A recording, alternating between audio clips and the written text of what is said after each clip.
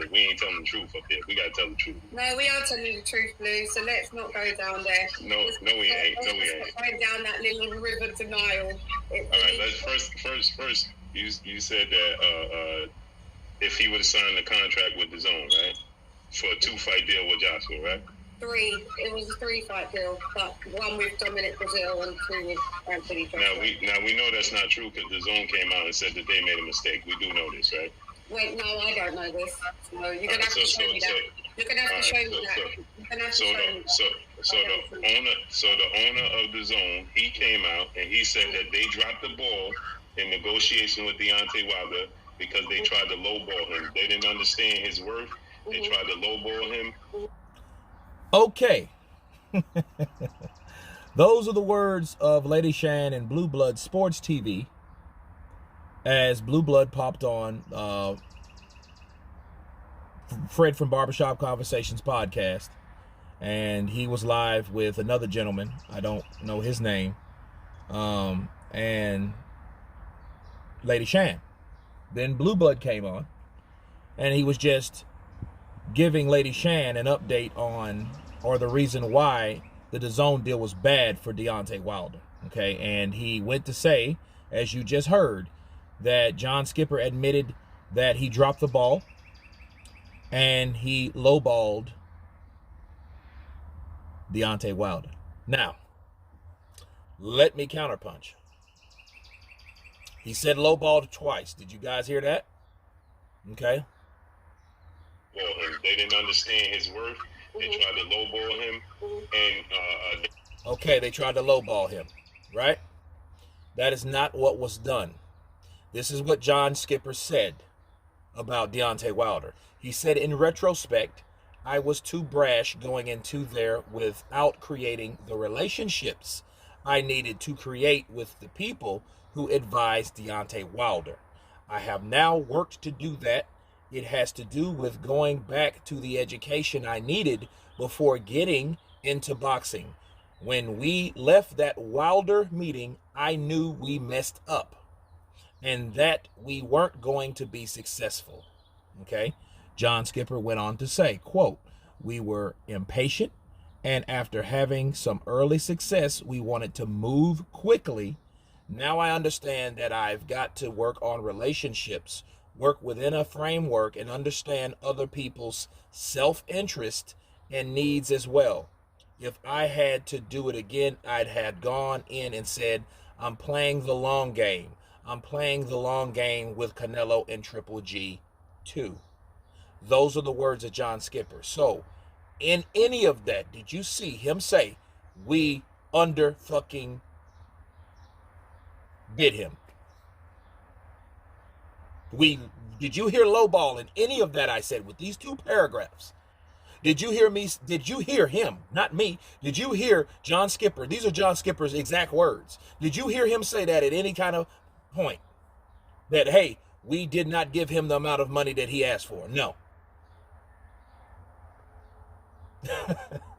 Counterpunch. See, these panels, they come on to certain panels and they talk to people that are not educated enough. Okay? And understand that, hey, you have to know what you're talking about. Sources are sources for a reason. That deal with Dazn with Deontay Wilder exclusively chose Deontay Wilder and Anthony Joshua to fight twice.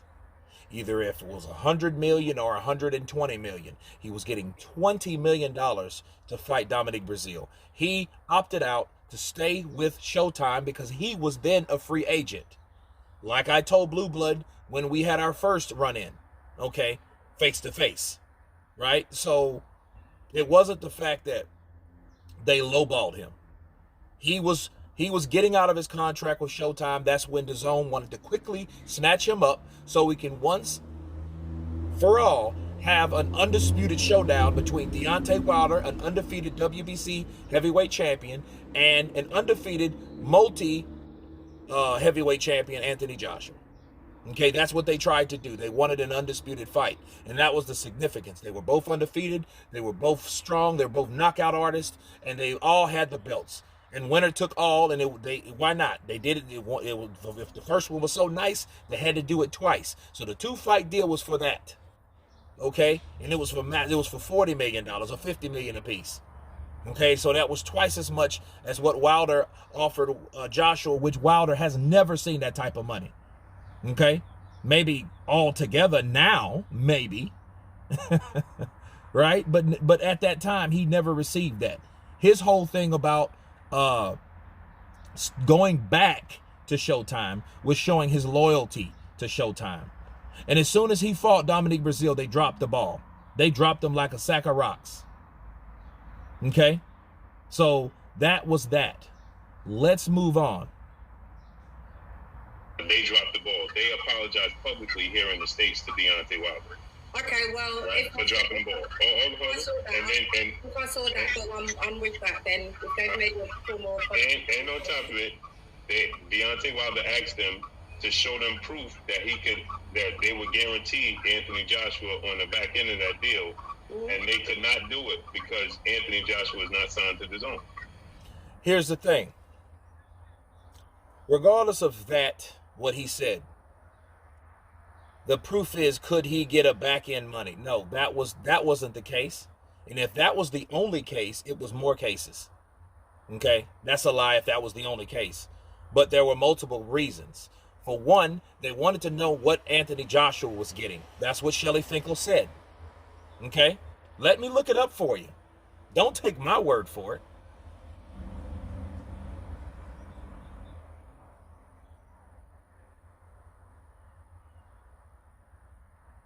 Finkel, Dazn deal. Okay.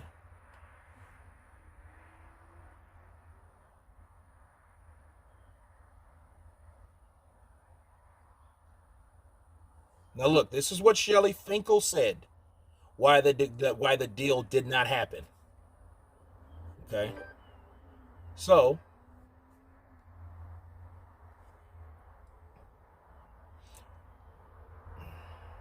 you gotta love ads. But here we go. Oh, they offered him. They offered $50 million to Joshua. He didn't take it. This was not the right time for the offer, and time will show what he's going to be doing, and it'll be bigger and more profit and a better career for him. He'll be active in the next 9 months. From May 18th, he'll fight 3 times. Yeah, just that the skill thing.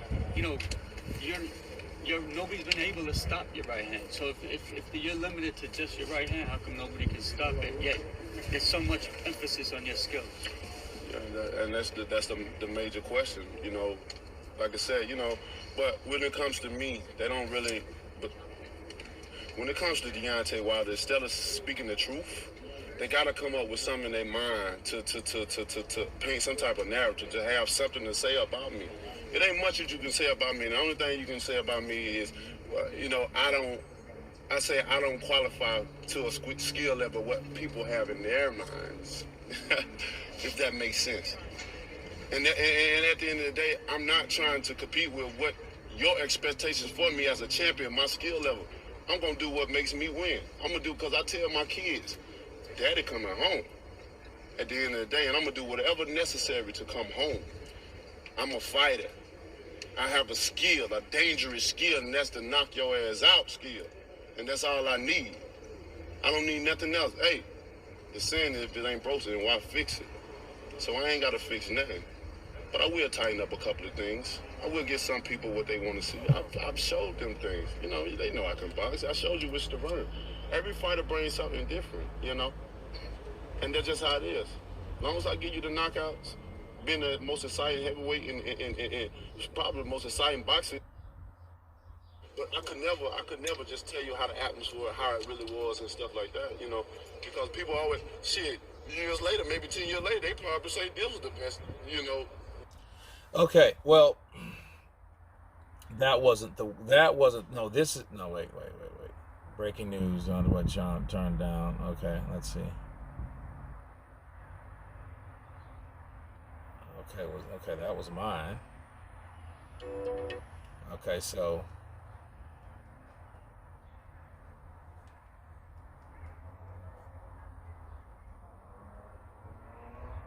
But the gist of the matter was, okay, that they wanted to know how much Anthony Joshua was getting. Okay, they wanted to know how much he was getting compared to what Deontay Wilder was getting, because their whole fixation was a split, and they wanted to know, like, well, if we're getting all this, what is Anthony Joshua going to get? Okay, so.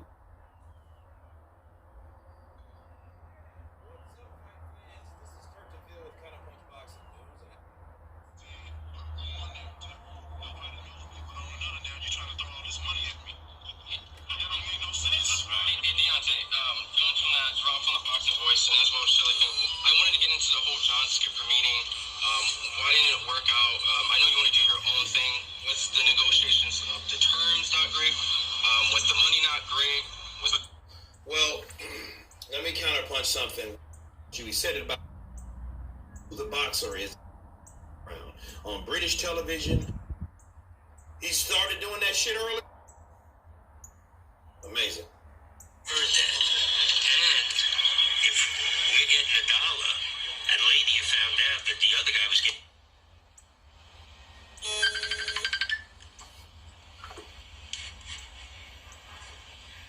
$5, you'd say, damn, the dollar was like chump change. So we asked, we never were told. Really? What was the reason why they just said we won't tell? It's funny. They never. You're worried about what happens at somebody else's house? Were you worried about the Joneses? Are you worried about the neighbors? Deontay, we want discuss. Forfeit $1. Biting Anthony Joshua quotes. Now, this is me quoting. This is 2 years ago, okay?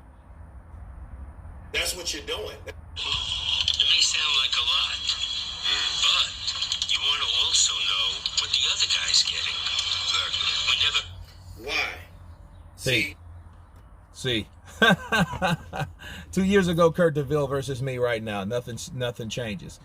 Look, that was the problem.